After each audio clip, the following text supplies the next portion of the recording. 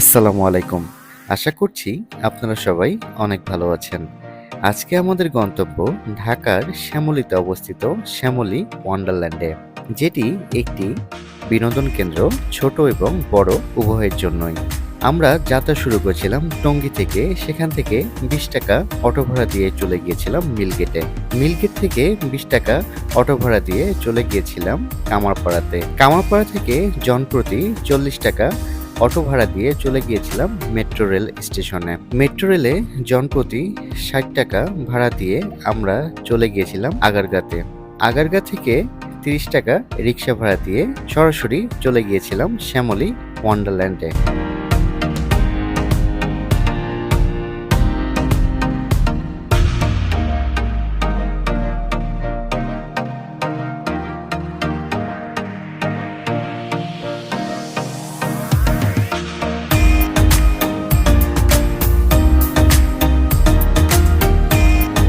সপ্তাহের প্রতিদিনই এই বিনোদন কেন্দ্রটি সকাল ১০টা থেকে রাত ৮টা পর্যন্ত খোলা থাকে।